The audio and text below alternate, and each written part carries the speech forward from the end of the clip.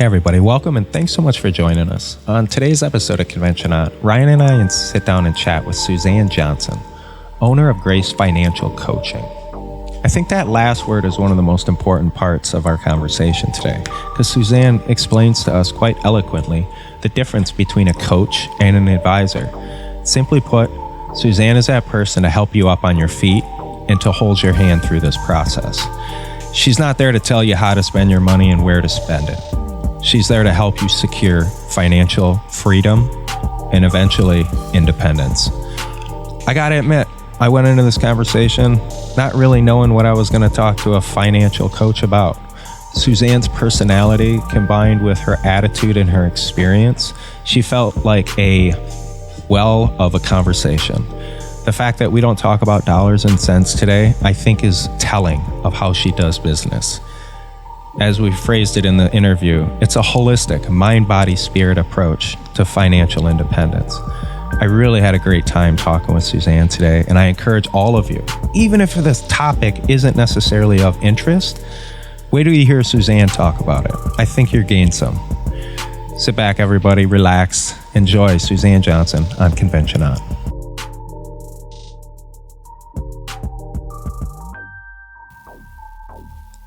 I'm excited. I'm really excited. I was a fly on the wall of your guys' intro conversation the other day, which was a unique situation in that I had this little thumbnail video on my screen so I could and I took my headphones off so I could see you guys. And it looked like y'all were getting along just fine, but I couldn't hear you and I wasn't aware that you could hear me, at least not initially. Which, it's not like I'm normally sitting around talking to myself, but that would have gotten weird if you guys were just a fly on the wall of my conversations with myself. Not good. That was probably the highlight of my day that day. I think I told 6 people that story. I was doing this kind of pre-thing for a podcast and one of the hosts couldn't participate, so he thought he had us on mute, but he wasn't muted, and so we're hearing the whole other side of his conversation. They're are you still doing that podcast? Well, yeah, because it was it wasn't a bad conversation. I think I either saw your guys' text or I got a text that was like, hey, we can hear you. And I was like, oh, I've actually just gotten better. Well, I'd like to think we all have, but I'm being real honest here. I've just gotten a lot better in trying to be someone that really doesn't need to do anything privately. Now that could be taken in a really strange way, but Ryan and I often chat about these assistive devices that many of us have in our lives now. And, the reality of I hope people don't think they're keeping secrets anymore. Deleting that browser history, that's not doing it. So I only heard positive things, thank God. But yeah, to your point, I think sometimes we, maybe 20 years ago, maybe not even so much 10 years ago, but we would look at public figures and be like, man, that would be cool to have their life. And now I look at them and I'm like, I would give you $4 million if no one ever knew who I was beyond kind of my little circle, right? I'm famous in my head in my own little circle. But to be like Mark Zuckerberg or to be one of those guys and just you have a baby and you're on the cover of People magazine and oh man, that is just so utterly invasive. It's crazy. I can't even fathom what that experience would be like. Since we started doing this podcast, I've had a friend or two, and literally a friend, people that know me, people that see my social media that just nonchalantly will maybe mention hey, I heard the podcast the other day. And even that sort of unwelcomed attention about something I'm doing is very uncomfortable. It's just something very new to me. So the idea of a stranger approaching, maybe not even you, but you while you're with your child or you while you're on a date, I would be famous for 5 minutes. then it would be like, remember that? What happened to that guy, Mike Sennett? And it's like, oh, you didn't hear? This is what happened. Like Yeah, he's there's in a little jail. bit of footage. Yeah. There's like 30 seconds of footage of when he was famous, and now that's gone. That's gone. Right. He was in jail for accosting someone who asked for his autograph at a restaurant one night. Yeah, it escalated. It escalated quickly. One of my favorite things. I lived in Toronto for a while before I moved here, and depending city. on you been? You visited? Yes, only twice, but man, gorgeous. Toronto is. I always say whatever you're into, you can find it in Toronto. Like anyone that has anything negative to say about Toronto probably just hasn't been there recently enough. And what I was going to mention was how, like, depending on the time of the year, depending on the festivities going on, there was a lot of famous people. And from a kid growing up in like suburban Detroit, I had never seen I had never seen someone on the big screen and then in real life until I pretty much moved to Toronto. And it wasn't a regular occurrence, but it happened pretty often between events and between a lot of like filming done in the city. And there was a pretty typical response to it, famous people. There's usually other people around them. Moving to Hawaii, now I live on the North Shore of Oahu, which is pretty like country, like surf town. I see probably a similar amount of famous people here, just in terms of like how often I'll see someone that I recognize that I don't know. But the response from outsiders to famous people in Hawaii is why I think famous people want to come to Hawaii. They're left alone. Do they not? They don't care. They're just like, I don't even know if like a paparazzi exists on the island. You know what I mean? Like no one has a high impact camera in Hawaii, apparently. That's what I mean. Like, well, they do, right? I mean, we got guys shooting pictures of surfers that are a mile offshore. You know what but if Sean Penn is walking into the grocery store, no one's bothering him. I mean, maybe that's because it's Sean Penn, but I could name a couple others where it's just like, whoa, you're just on vacation, or maybe you have a house here and you just get to live your life here. It's beautiful and tragic at the same time, because I'm just like, man, you go back to your hometown and like gone. Unless you're in your gated community, everyone's looking at you, everyone's seeing you. So I grew up in New York, 30, 40 miles outside of the city, born in Queens. We moved out to Long Island, and that's where I went to school. And so we have our own kind of contingent of famous people on Long Island. My mom taught at the school where Mariah Carey went to, the district where Mariah Carey went. Whoa. Billy Joel still lives 15 minutes from my dad's house. He was just in the news the other day. Somebody threw a piano out on the side of the sidewalk, and he was playing it. Shut up! Just in his neighborhood. Oh, and by the way, he looks terrible. Like I was like, I don't even think I would have known that was Billy Joel. And I am like a true Long Island girl when it comes to Billy Joel music. It's like, it's way better than like your hometown, like people who think Bon Jovi because they're from Jersey, like they think he's the best, or Bruce or whatever like that. Yeah, it is your hometown love. I mean, I'll talk about Bob Seger more than I should, being a Detroiter. So, but you mentioned his looks. I feel bad saying this, but even as a little kid, I remember thinking, that's why you become a musician. Because he was never a handsome man. I mean, I never thought of him in that light. And he always was just next to someone incredibly beautiful. He married Christy Brinkley. I mean, she's like 65 and she's still a supermodel. Still smoking. And maybe that's it. Maybe if he were smarter, he should have just got less attractive, people to stand next to, because she could have made anybody look like a fish. I mean, come on. It's so true. And then, so we had obviously New York City. So that's where our famous people, you can't spit and you hit a random famous person. But then we also had the Hamptons. So we were lucky enough. We didn't have a house or anything out there, but like we would go for the day. And my dad had some friends who eventually made their way from Manhattan and just, settled down in the Hamptons full time. And so we would go to the beach and we'd go to see my dad's friend at his restaurant, and there'd be just some random famous people walking around. I was too young to really know who they were.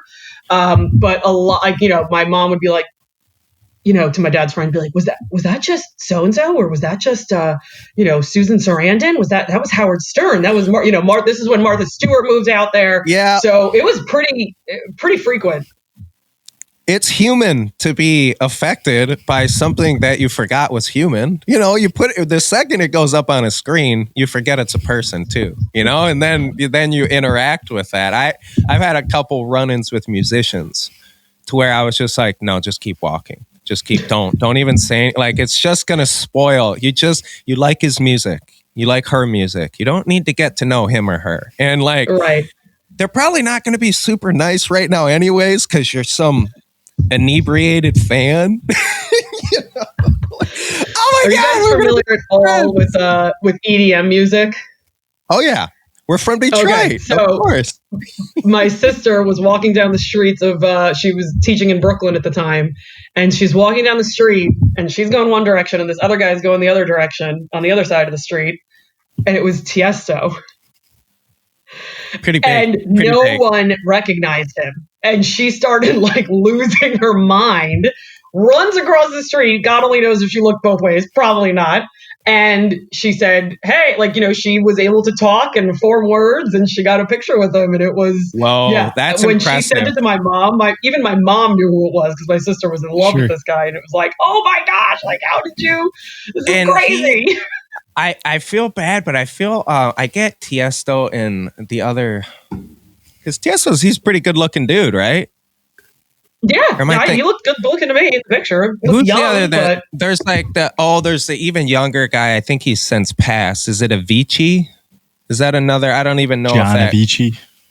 Yeah, that's another guy, and he's like as much of a model, I think, as he was like a DJ. But I feel like those DJs, they're onto something. There's guys like, Daft Punk might be my neighbor. I don't know what those dudes look like. There's this guy out now, Marshmello, who just wears a bucket over his head all the time. Like, genius. It's great for branding. There is definitely something to be said for that in the days of social media, for sure. I mean, you got all these little 5-year-olds now that can be Marshmello for Halloween. And he takes his bucket off. He gets to just go to Walmart and be like the rest of us. Yeah, I gotta say, wealth is desirable, but anyone who wants fame, I'm not gonna label you, but I think a deeper look is, I'd be interested to find out what else is going on and why you need that sort of random attention. Yeah, let's put you on a couch first before we make that life-altering decision to be, utterly famous and on the cover of every National Enquirer from here on out. Doesn't sound fun. No, well, this has been a very interesting roundabout way to get to a proper introduction. See, this is exactly what I was talking about, though. Being a fly on the wall. Clearly, you're a lovely person to talk with, Suzanne. Today we have Suzanne Johnson on the show, and instead of me failing to adequately address her qualifications, her career, her profession as a financial advisor, I'd love her smile and personality to share with us a little bit. Awesome. Well, thanks for having me, guys. We could just sit here and keep chatting all night. That works for me. Well, you just got to get this out of the way first, right? Right. We'll just get the introductions out of the way and then keep going.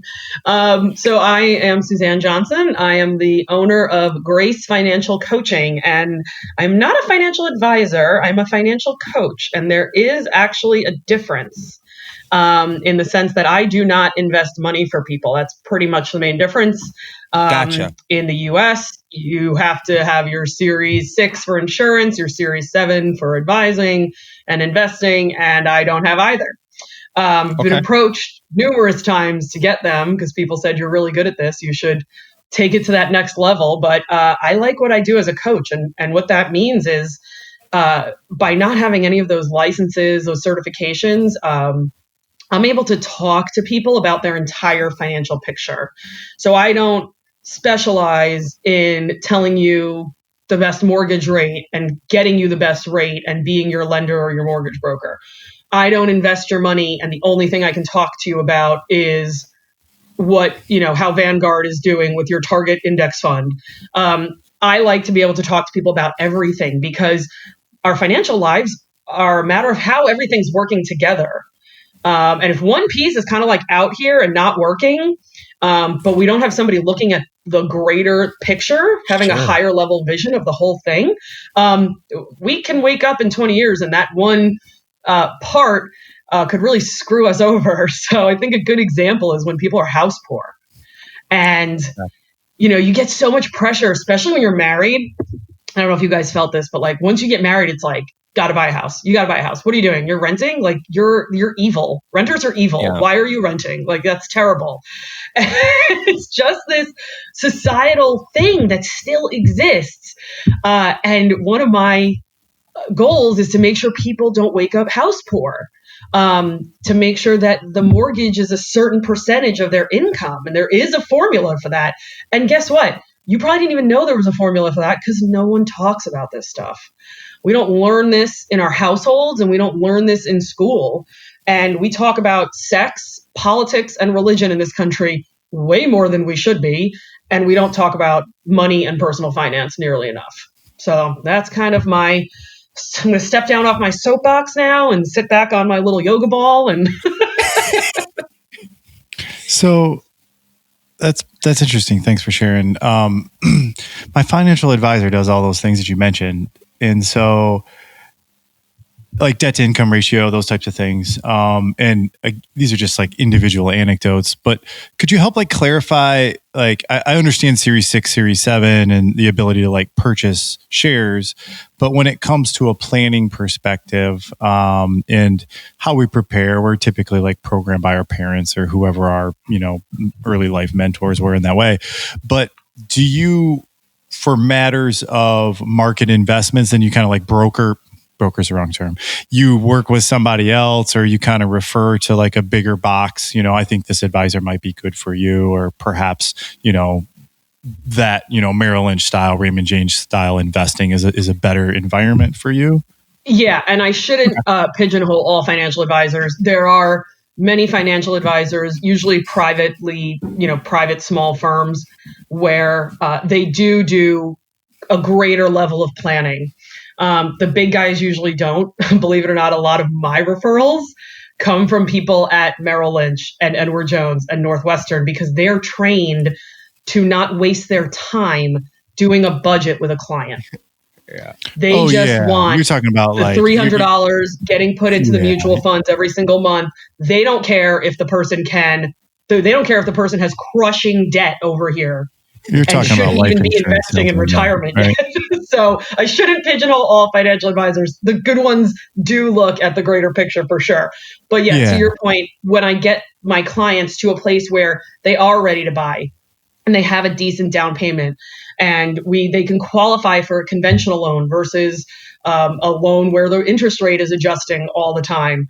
Because guess what, guys? It usually only adjusts up. It doesn't usually adjust down. Yeah. I will actually prepare them with interview questions. A lot of people don't interview their financial advisor. They just go use who their brother-in-law used. A lot of people don't interview their real estate agents. They just go use who their mom used to sell her house.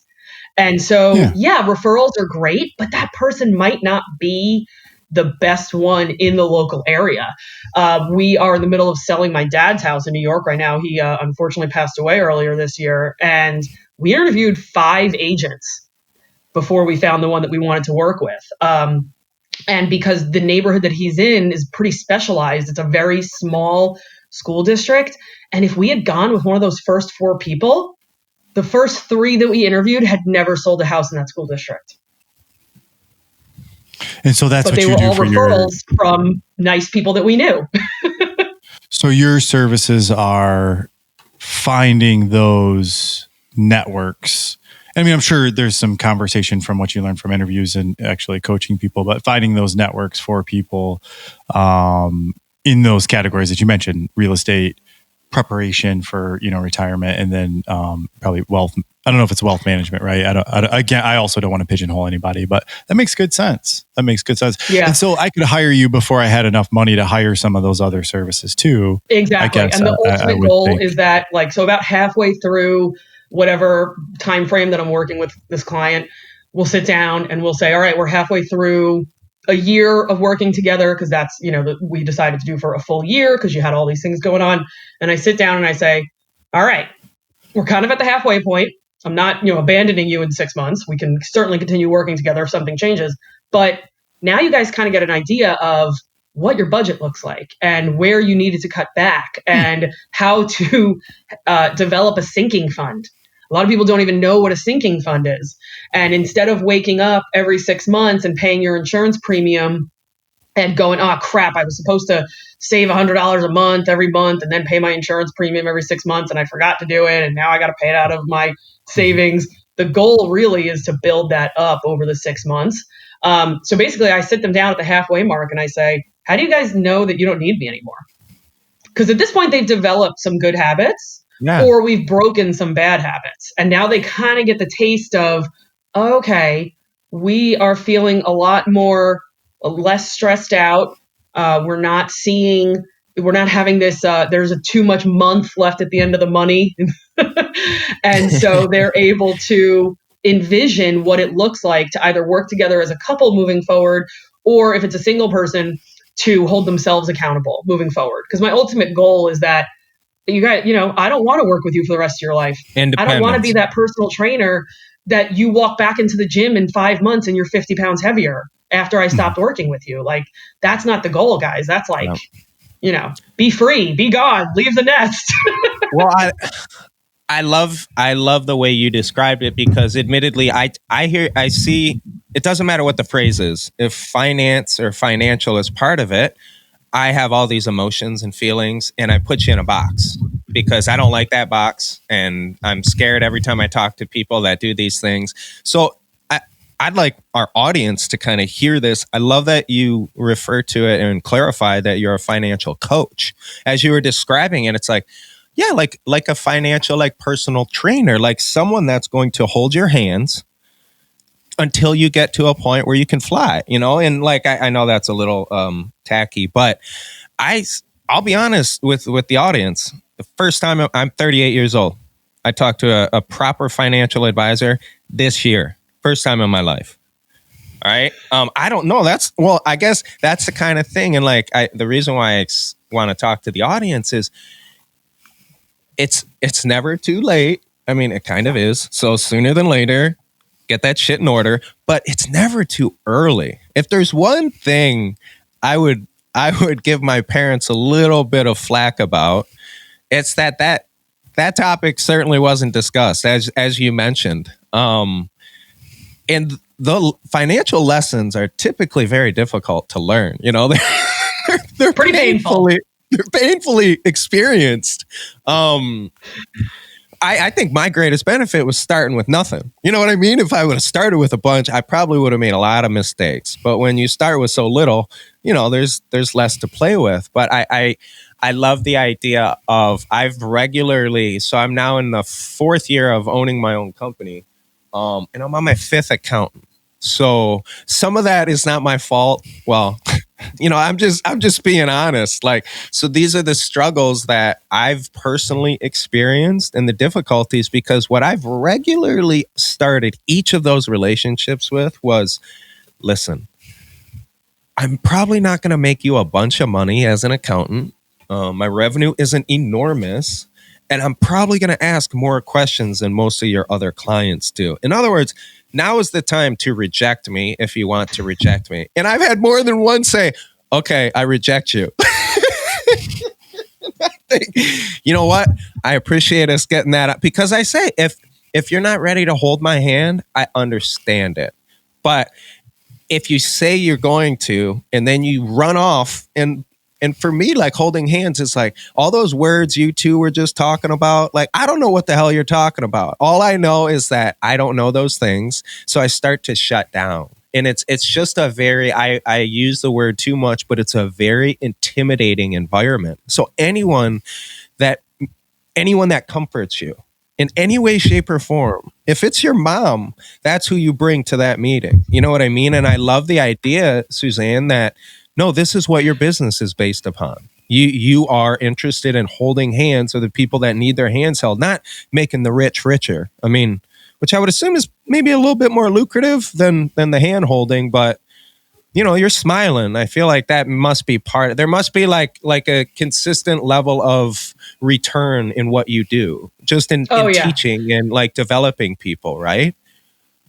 Yeah, so I'll give you guys a little bit of background from where I came from, because I like how you pointed out that this doesn't sound as lucrative as maybe some of those other careers do. I'm sure you're doing fine. I'm just saying, all the finance guys I know, they're like, we ain't got time for your podcast. I'm too busy. I'm too important.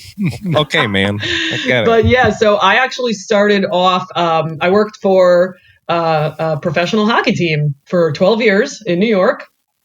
And that's what I did out of college, and that was a lot of fun. No shout out. What league are you in? What AHL? What was the league? I worked for the Islanders, but I probably the majority of the time I spent with their farm team in Connecticut, in the AHL. Awesome, Awesome. Yep, still got friends there.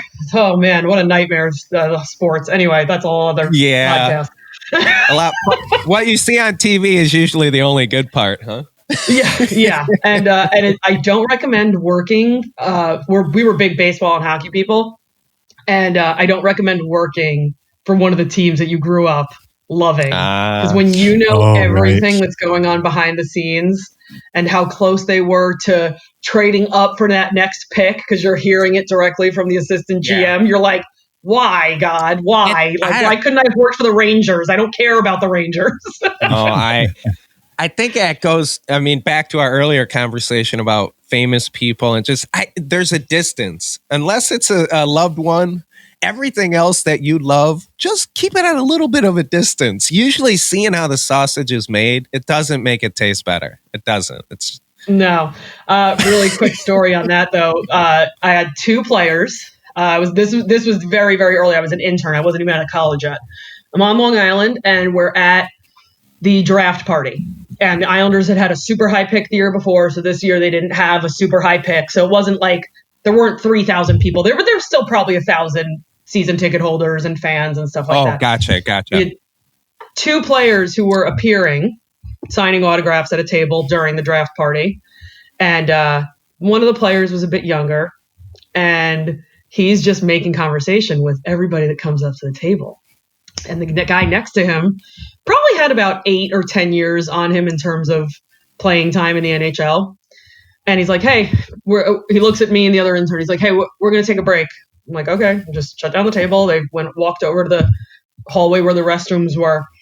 And I just happen to look over there, and I see the NHL veteran has the rookie up against the wall, like 3 inches off the ground. He's like, if you don't stop talking to every freaking person that walks up to this table, we are going to be here till next year. Shut up and sign your autographs. Sit back down. And all of a sudden they just walked right back, and the rookie was quiet for the rest of the time, and he just put his head down and signed his little autographs. And that was like one of those things where it's like, man, I didn't need to see that, but it was really funny. That wasn't even behind closed doors, right? Seeing that, and like that's your memory of that player now, right? I don't need to know who but you're like, I get it, but that guy's kind of a jerk. Yeah, exactly. At the same time, I totally respected the veteran, because I was like, dude, the sooner you people finish signing these things, the quicker I can get out of here. I'm not getting paid anyway. So. It will make a difference. Yeah, man, like you're getting chummy with everybody because you don't have shit to do later. Exactly. Yeah. So I worked for those guys for a long time, and then I realized you can pretty much pay any guy who watches ESPN for 12 hours a day, $35,000 to work for his favorite team, or any team, really. And so I was like, all right, this is not going anywhere. But luckily I was in a position at that point where I wasn't married. I didn't need to be making 6 figures or anything like that. And so I was like, all right, let me go try something else. And I actually got into commercial real estate management. I worked for a company that you guys would know the name. They owned at the time probably about 100 malls throughout America.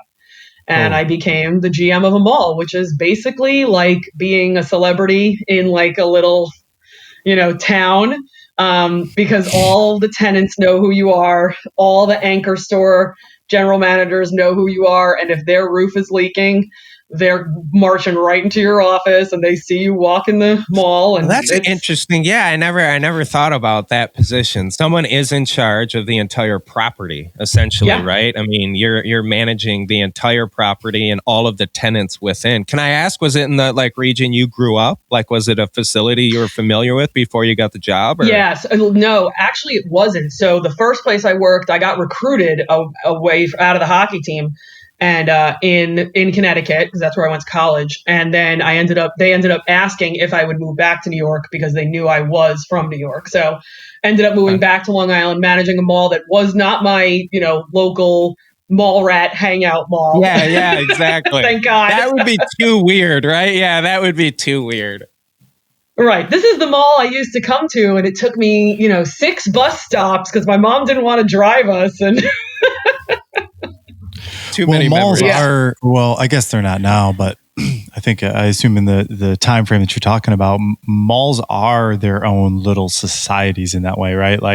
They have their own kind of children with the adolescent, typecast mall rats. And then I'm sure that the differences in different types of stores, right? You have small business stores that get their little stalls or their kiosks. And then you have these anchor stores, which I'm sure get what they want. So you really are managing this whole non-elected city as it rolls through. It really is. And there is totally a hierarchy. And I think if I hadn't experienced it myself, I wouldn't have believed it. But, if you're in your office, you're working on budgets. So our budgets, we started working on our budgets in July, because by the time you got to the fall, you got back to school, Halloween, Thanksgiving, and Christmas. So you weren't doing just trying to keep crap up. Yeah, after that makes September. sense. Even after August 1st, really.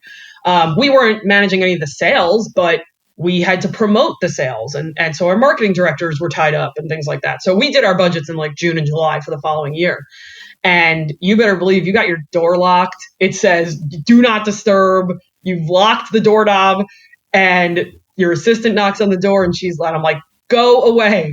And she's like, so-and-so from Macy's is here. I'm like, just tell her I'm working on the budgets. She'll understand. She's like, her regional director's here with her. And I'm like, oh, for God. So then you open the door for that person, unfortunately.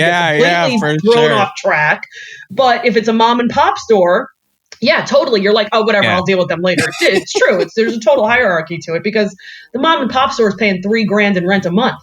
Lord & Taylor could be paying $300,000 a month. So you better believe that you're taking that meeting.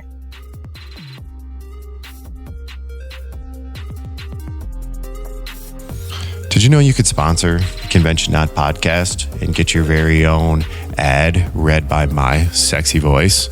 Yeah, it's true. If that's something you're interested in, give us a shout.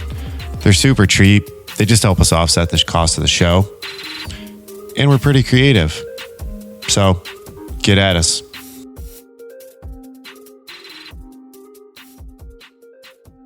Do you watch, are you familiar with Superstore?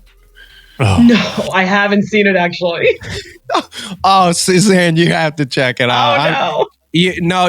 I honestly, I'm not going to be presumptuous here that I know you that well, but I think you'll like it. I really do. I think you get a kick out of it. Ryan, you seemed like you had a response to that. Are you familiar with it? So I think that, our last episode was about TV. And so, for our chronological listeners, they'll have just listened to an episode about TV and then into this. So we'll keep it light. But are you a fan of The Office or Parks and Rec? Yeah, Office, Parks and Rec, to be honest, I wish I watched it more. I just need to commit and go back and really get into it. I've seen Superstore is the next iteration of this, right? So it goes from, I don't know that the producers are tied, but they're all NBC shows. And so it goes from, and it's pretty current, right? This office worker, middle class mentality, and then Parks and Rec is what it is, but the entirety is really based off of, I think, Walmart for the most for the closest comparison, but the character development of it in it is priceless. And then just the way that it's strung together with its little idiosyncrasies, the way they produce this show, and they do plenty of jokes in the sitcom format, but like all these other little like threads that go throughout it. It's pretty good, man. I would definitely recommend I'm just it. envisioning you in your office working on the budget, and literally like those scenes are in Superstore, where it's like, oh shit, it's the regional dude. I got to answer that one, like. So no, I didn't mean to cut you off there. Please proceed with the chronology of. So now you're moving up. Yeah. Yep. Yeah.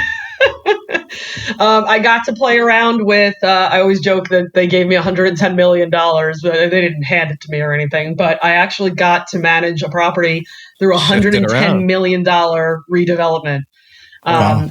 And pretty much after that, I was like, I'm out of here. I'll see you later. And the company, believe it or not, was more prevalent on the West Coast. And I kind of waited and I was like, all right, let me see if anything opens up. I'll put in for a transfer. I had one friend who lived in San Diego. One friend. I had visited her 3 or 4 times, mostly because my company's meetings had been in LA and outside of San Diego. Okay. And I was like, I'm bored. I'm 30 years old. I'm bored. I'm just gonna go to San Diego, and I don't know anybody. I just know that one person, and nothing ever opened up. So I left the company, and you know how that goes. Like literally a month later, they're calling me like, "Hey, did you find a job in San Diego? Because we have 2 malls that need general managers." And I'm like, "Sorry guys, I'm already taken." So I did some properties in San Diego, did some third-party management, which means we manage the property for a client who owns it. They don't want anything to do with really the management of the property, instead of working for the owner operator. And after 5 years, I actually got married, and I have found myself back on the East Coast as a military spouse. I'll be darned. Well, San Diego, yeah, you're bound to meet some military muscle out there. Yeah. I mean, really, if there's one reason for a single girl to move to San Diego, that would pretty much be it. Camp Pendleton is it. I mean, but there's some other great of San Diego. I lived in San Diego for a minute too, and between the Mexican food, and the weather, it was. I have no regrets. I lived in a really random, sketchy area, but it was a good time of my life. Certainly. Now I have to ask where you lived. Oh, I lived. That I did ask for that. It was called Normal Heights. Oh yeah. Normal Heights. Yeah. Well, let's just say this: we had a 2-bedroom, 2-bath place for $660 a month, total. That was what year was that? That was in 2001. I'm not talking about like in the 80s. Oh, in 2001. I mean, so that was still, before San Diego exploded. But needless to say, most of the other people we knew out there were like, whoa, that's pretty cheap. And then they'd come to our neighborhood and be like, yeah, no, this isn't a safe place to live. I always say our corner this is the only place I've ever lived where you could go to the corner and there was a bar, a church, a liquor store, and shoot, what was the fourth? It was another denomination of church. But that was all that was available. Basically, churches, liquor store, and like an Elks Lodge or something like that. Well, so Normal Heights now, you couldn't get a 1-bedroom for $1,600 now. I heard it's much nicer. Normal Heights, University Heights, that whole area has exploded. It's all, and like there's negative connotations with this word too, right? Gentrification. But, that abandoned liquor store that might have closed down after you left, it's probably turned into now an art a condo gallery or something. Right. And then they tore it down or it was already a 4-story and then they redid the top 3 floors that had been decommissioned however many years ago. And man, San that whole Diego, area I've seen a lot of that. So when did you leave San Diego? I left San Diego 4 months ago. Oh, wow. So this is a super recent move. 4 months ago. Mm-hmm. I mean, what? Are we talking like just as COVID is starting up? You guys said pretty much. So again, my dad unfortunately passed away in February and I should have been here about mid-February. And I ended up in New York for a month after that happened and helping my siblings out and stuff like that. And I got back to Virginia Beach on the last day that military spouses were allowed to travel, because for the first time ever in the military's history, they put travel restrictions on the spouses. They didn't even do that during World War II. So we were under travel restriction, just like the active duty spouses were. That has since been lifted, but I literally got back here and my husband was like, you're literally not allowed to travel after tomorrow. So we picked a good day. Nice. So. Wow. Wow, what a wild time. What a wild time we're in. Yeah. So I moved into a new area, a new neighborhood right at the beginning of coronavirus. So it's like all those things you do when you move into a new place, like go to all the restaurants and everything's find on the hold, nice right? coffee house to work at. And, being an entrepreneur, finding a networking group, I couldn't do any of that. Meet your neighbors, all that sort of stuff. You're not running around hugging everybody. Hi, I'm your neighbor. I'm back here. Don't worry. You got real familiar with your new home office, I'm sure. Yeah. All of us are dialing that in for months. I know. Is the Grace financial component, is that relatively new as well, or is that part of? Is that like, I guess, relative to the transition? I know, part of being a military spouse is being ready to move, and it helps to be an entrepreneur to do that. But like, how does that come into the play? Yeah, so I really lucked out. I had already been coaching, I think 90% of my clients in San Diego virtually, because a lot of them were younger couples and they had kids. And to find a babysitter on a Friday night was a pain in the ass, much less finding a babysitter on a Friday night and then also every Wednesday night for 6 months or every other Wednesday night or whatever it was. So a lot of my clients were already virtual. So I didn't ever have to make that transition. Luckily, all of my clients I had one client and I was like, hey, we can't meet in person anymore. And she's like, but this is the only time I go out and buy coffee anymore. Oh, shit. Yeah. Sure. I was like, you have my blessing to buy coffee and then go back home and sit in front of your computer and talk to me. Yeah. It's interesting. We had another guest who is a style coach. So very similar format to what you do, very similar story, just different subject, right? And so she made a similar pivot. She shared with us like right around January, February, she just started to take people online anyways, I think really like differently, which ultimately helped her business, I think, grow, because it's just a little bit easier to serve more clients. I shouldn't say service more clients that way, and create more meetings that way when you could do it a little bit more virtually. And, instantly the rest of the world became familiar with virtual meeting, which I think, unless you were working remotely, you weren't super familiar with it.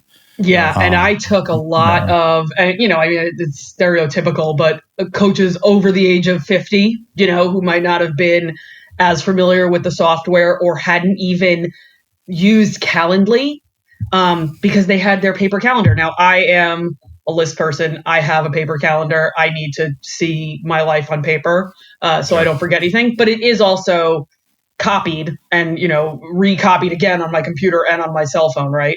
But I like to have it on paper also. But I found myself coaching other coaches for free, just helping them out. But here's how you use Zoom, and here's why you only, you lock the waiting room, and you don't only let people in who you think who are part of the call or part of the seminar or whatever you're doing. And, I had one of them say to me like, it was all these Chinese symbols and they were trying to get into the meeting. And I'm like, you rejected them, right?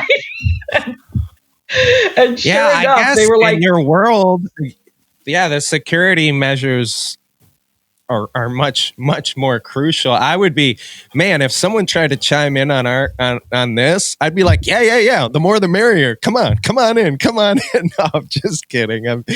But that layer of protection, is crucial. Susan, and I'm sorry, I'm kind of interjecting here, and I do apologize if I missed it, but you mentioned you went to school in Long Island?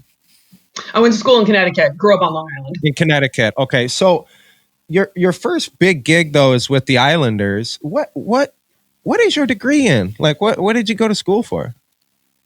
Business Did you get a degree?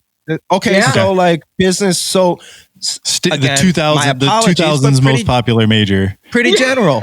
Right? Okay. So pretty general. Yeah. And then you found yourself, handling mall rats and, Macy's CEOs and $110 million project in your early 30s. Am I correct? Late 20s, early 30s. Yeah. so this, Wow. and I apologize. I didn't mean to age you. I'm more so. I meant that as a compliment. You have, again, still a very kind of general degree, and now you have this enormous task with your name on the bottom of all the important letters. But it sounds like that changed you a little bit. At least it made you kind of put a pin in the idea of working for corporate America for forever.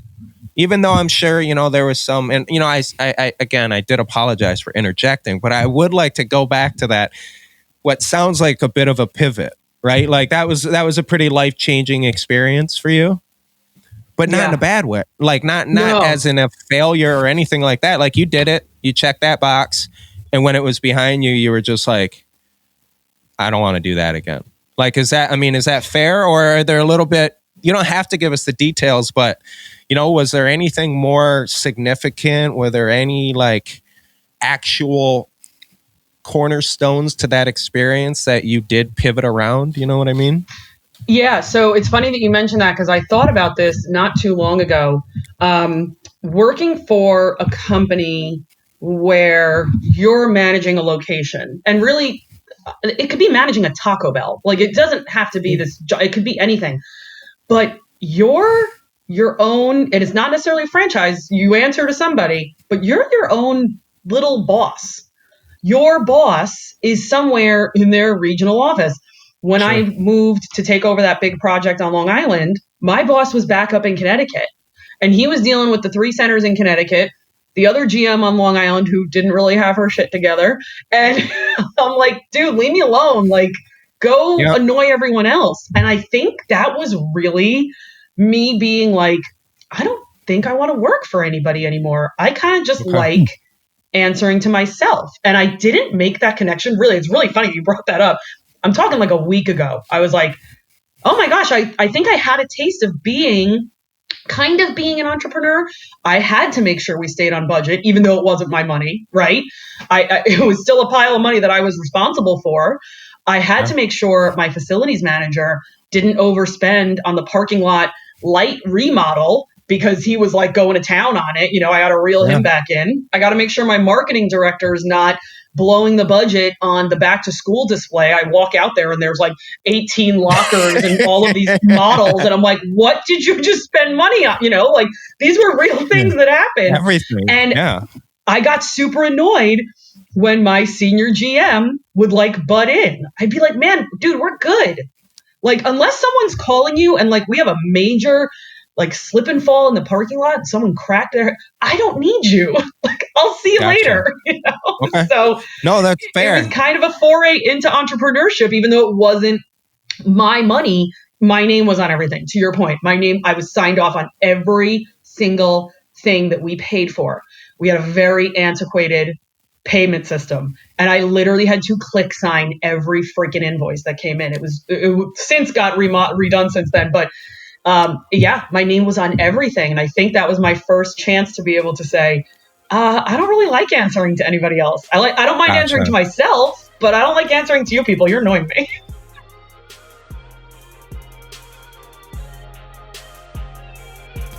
Hey everybody, it's Mike from the show. Just want to take a minute to express our appreciation for any and all feedback you're able to provide. Not just for prior shows, but we're also looking for any recommendations you have for future shows, whether it's on content, format, but especially guests. If you know someone who's led a life that's interesting to you and they've now found themselves in this place of happiness, pass their name along. We're happy to reach out. We're happy to be rejected, but it doesn't hurt to try. As always, if you don't mind, take a minute, hit that like button, subscribe if you haven't already, and above all else, thanks so much for listening.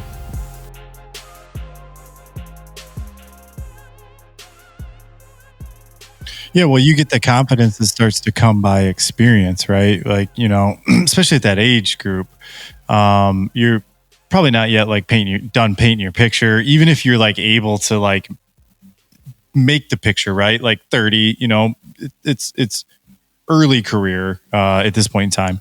But I think that there had to have been like some of those parts where like your confidence starts to increase, but you don't necessarily have all the like, this is typecasting, but 40 to 50-year-old accompaniments that most of your colleagues likely had at that point in time. Because I mean, I don't know anything about retail, but I'm going to assume there aren't a lot of GMs at that like age bracket, right? So like it gives you this like cool perspective. We would consider it over. I don't consider it over some of your friends' perspectives, right? Because at 30, if you're a teacher, you're doing your thing. Maybe you just made it through grad school. If you're a scientist, you're an engineer, all of those, more like high level careers. But like, being an executive in your 30s is a different type of perspective. And it allows your confidence to really start to like, it gives more slack for your confidence basically, right? Because now. Yeah, I will tell you something I didn't have that I was thankful to have those more experienced people around for. I've never been good at the high level stuff. So I'm really good at the logistics, at the operational level. I do not mind getting up. I mean, we would do roof walks with our roofing companies, and we knew the areas over Forever 21 that needed to be re-roofed because it was leaking constantly into their dressing rooms. And I would go up there and I would do everything I could to absorb so much knowledge from these guys. Because we had a roofing consultant and then we had a roofing company. And so I'm just like sucking in information, and I'm not necessarily getting too much into the weeds, but I was definitely better at the operational facilities management, that level type stuff, understanding why we were doing a marketing display, because this is the demographic of our center. This is who we're trying to attract.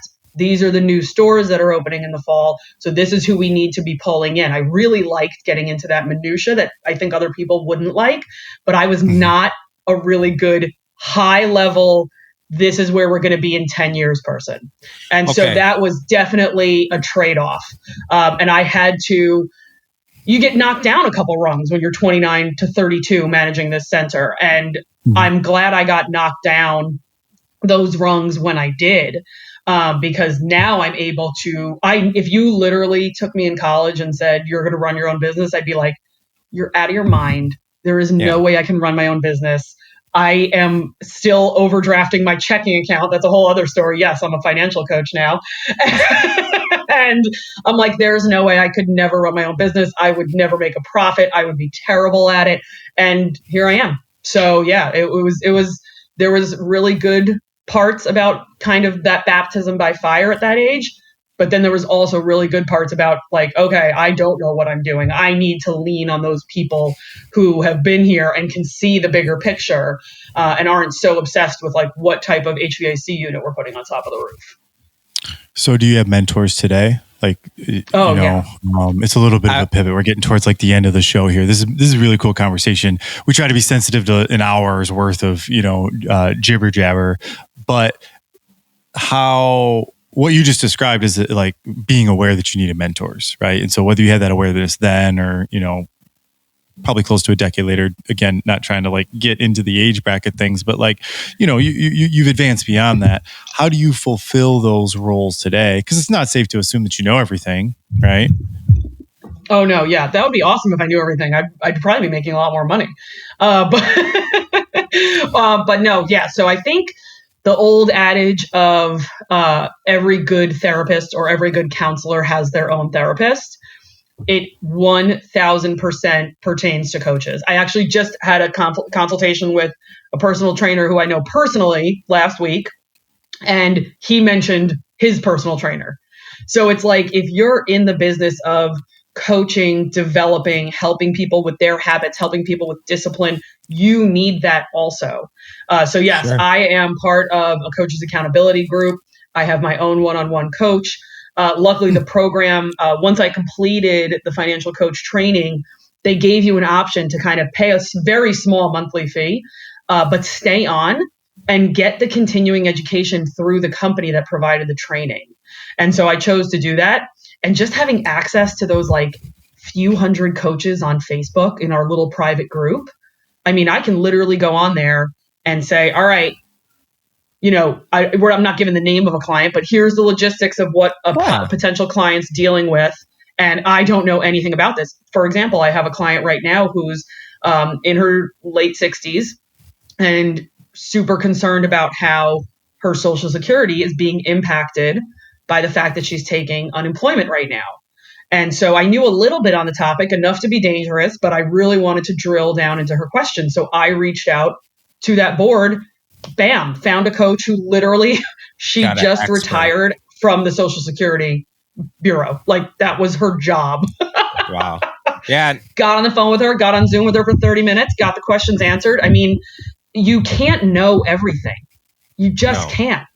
And it doesn't matter if you go to the best financial coach on planet Earth or the best financial advisor on planet Earth, they're not going to know something. And they need to have that support system to be able to get you those answers when they don't have it.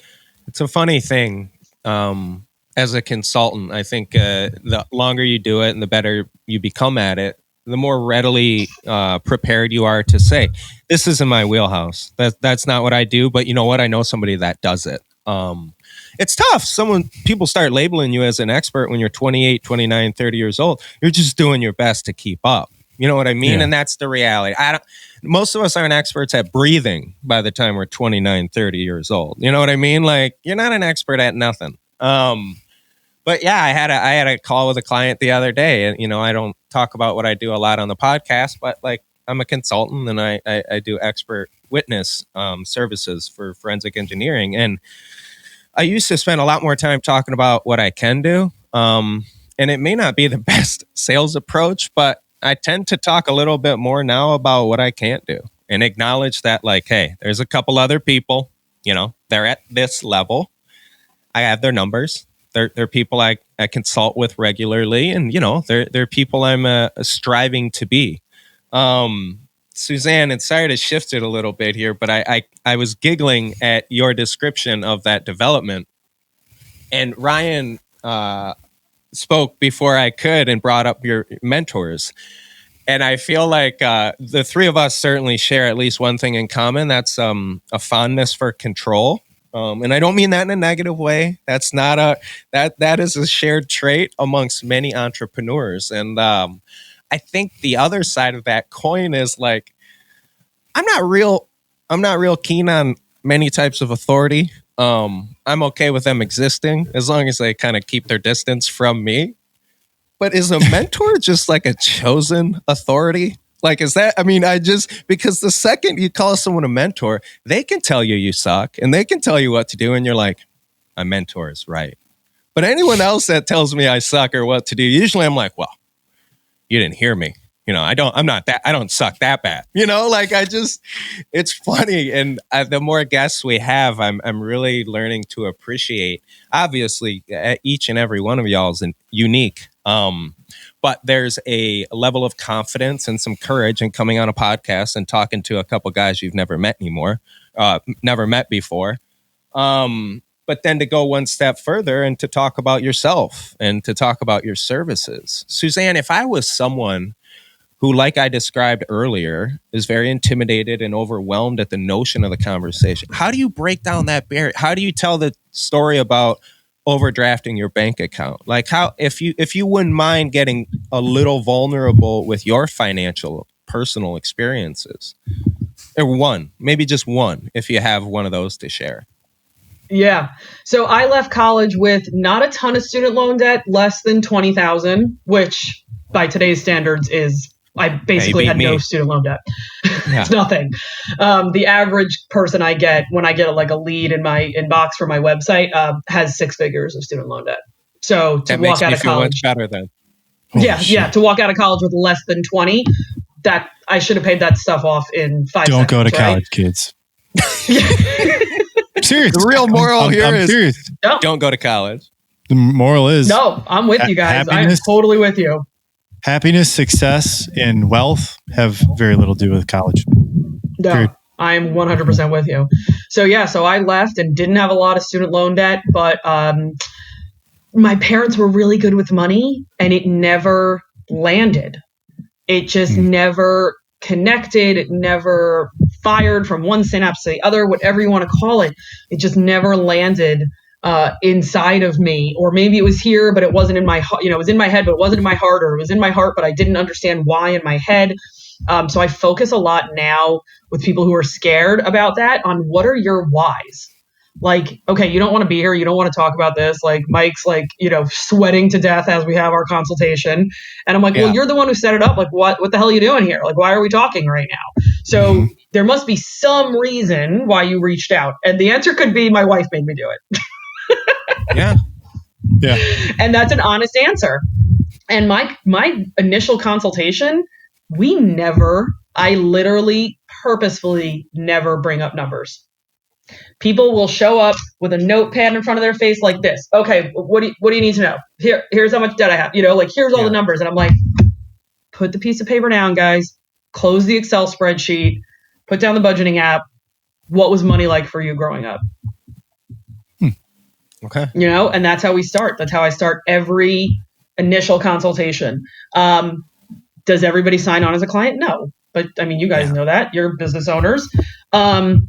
But my goal is to, even if they don't sign up as a client, even if I give them to another coach or they never, is that maybe in a year they say, all right, I'm not as freaked out right now. I'm not sweating as much. I know what to expect from this particular financial coach or from a financial coach in general. I know what they're going to ask me. And now I'm ready to face it. I always tell this to other coaches when they're like, oh, someone didn't call me back. They were so ready. No, they weren't ready. If they didn't call you back, they weren't ready. You cannot make a toddler potty train when you feel like it. And you cannot ask an adult to quit smoking because you asked them. They've got to be ready. And if they're not ready, then it's just not their time yet.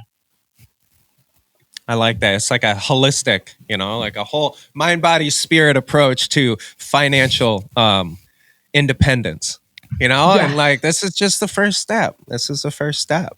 So if I'm one of those people, and our listener base is right smack dab in the middle of your demographic, actually, how do I think this is a two-part question. The first one's the easy one to answer, is like, how do I continue that conversation with you? And that's, contact information. Please share that. But the second part is like, how do I prepare and get myself over the hump of being ready for that? So it isn't like my wife made me do it, which is a qualified reason, right? Your spouse requesting something, but like, how do I speak to those people, or what do you say to those people as they get ready to potentially contact you from our show or otherwise? Yeah, it's not going to be as painful as you think. The development of a good habit or the breaking of a bad habit always seems really intimidating when we first start. And again, that can be going to the gym every day. So now we're trying to develop a good habit. And then on the other side, we're trying to eat less sugar. And so it's like, okay, we might be trying to do too many things at once. Believe it or not, that might be super overwhelming for someone who's never been in even decent physical shape, or they were when they were in high school. And then as soon as they stopped playing sports, their metabolism just crashed, right? So let's just work on going to the gym every day. Shoot me a text message. You checked your budget for 10 minutes today. Awesome. I've had people text me ironically, from shopping mall parking lots saying, can you please tell me to get the hell out of here? I don't need to be going shopping anymore. Wow. So some of it is the development of looking at the budget and being familiar with the numbers. And then some of it is breaking those habits. And I don't know if this is an American thing or just a human thing. We try to do too much at once. We try to go scorched earth.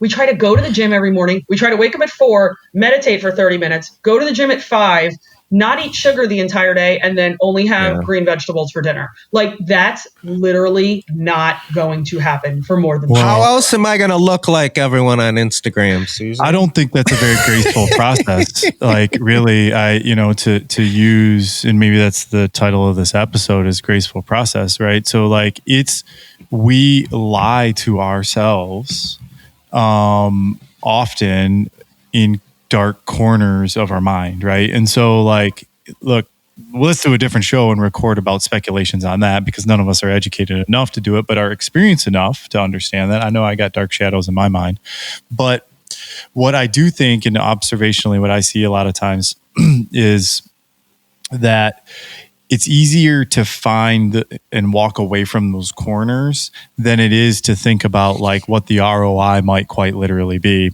I don't want to get into what you charge for your services. I'd encourage our listeners to reach out to you so that you could have a little bit more dynamic conversation. I think you were actually very clear about how you need to be able to imagine financial security in a way that doesn't have as much to do with the actual digits and decimals. Tough sell with me, Mikey, will tell you. But full disclosure. But I think that through this conversation today, you've actually convinced me to think about it a little bit differently. And I think about like when those conversations go down to maybe signing a contract with a professional like you, because this show isn't necessary to pitch your business, but I do think a lot of people could use this. Yeah. It's that I think about ROI, right? So I think about like, well, okay, so this, like, it's the same thing with the trainer, okay, the athletic trainer. I know that person's going to teach me what I could learn on YouTube, or I know that what I do is almost good enough. But the way that you explained that earlier was quite elegant, and I think really, really spot on, Suzanne, is that you do need that. Like, you do, even the strongest athletes still use trainers, still use coaches, right? Yep. And even the best rookies need to be grabbed by their shirt and thrown up against the wall.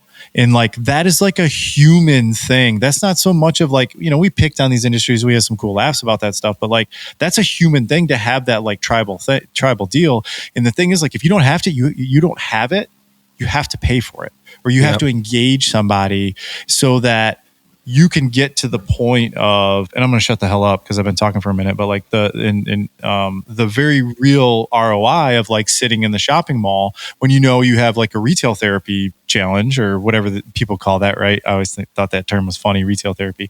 But like ultimately, like, you have a challenge, you might walk in there and spend $340 on a coat that didn't even matter. So that's very real ROI. And I think someone to hold you accountable to me today. Yeah, for sure. It's cool. It's really, really cool. And I thank you for encouraging me to think about that a different way. It doesn't happen very often. I'm pretty and I'll you know, I know you asked earlier if anybody wants to reach me, it's gracefinancialcoaching.com, GRACE. But one thing I will leave you guys with is how we were talking earlier about when we know we don't want to work with somebody, or we purposefully push a potential client away, right? You know you're ready when I'm done with you in my strategy session, in your strategy session, and I can answer 3 questions about you. I can answer, are you faithful? Are you available? And are you teachable? Are you going to be faithful to this process? Are you going to be available to follow up on the things I ask you to follow up on? And are you going to open your mind to doing something differently that you've been doing the same way your whole life and getting a result that you didn't want? So if you can't fit those 3 things, I will, that's how I determine if I'm working with that client or not. So take a stab if you're listening today, and see if maybe you could message those 3 things to Suzanne. Suzanne, could you share with us, social media is important for our listeners. That's where almost all of us are. Convention Not is ours at conventionnot_podcast. But where else could I find you? What's a good way to read about your services, so on and so forth, and then ultimately to get at you if I'm ready for that very first step today? Yeah, website, you can literally click on the calendar button right there. Otherwise, Instagram or Facebook at Grace Financial Coach. And then it's, you know, you'll see it's a very distinct green color, and and you'll find me right away. And always putting little nuggets of information out there. I actually got quite a few text messages today from my post earlier today about why you don't need credit cards. But that's a whole other episode. Ooh, I was reading your blog. I'll go check that one out. For sure. I didn't check today's, but that sounds interesting. I definitely want to follow up on that. And honestly, Suzanne, like we regularly let our guests know, like, we had so much fun today. We're gonna bog you to join us again in the future. Thank you, like, just for what you do. I'm really glad there's hand holders like you out there. You honestly seem to just have the perfect like personality, experience, and just kind of positivity to enter into that like arena, and I like that you've made it something different than what it was when you arrived. You know, I love that vision that you had. And yeah, Suzanne, this has been like I said, I've only talked with one other financial person, and I know you guys are all very different, but this has been a wonderful conversation. I really appreciate you opening up, sharing some of your kind of personal experiences and what brought you here today. Yeah, Grace I hope Financial I hope you didn't sweat nearly as much talking to this financial professional as the last one. I did all my sweating beforehand. So, you know, I got it out of my system, and then, you know, yeah, you show up with that smile and your personality, shit gets real easy from there. And I encourage you to just keep getting out there. These podcasts are a weird little way to promote yourself, but you're a star on them. So keep it up. Awesome. Thanks, guys. I really enjoyed it.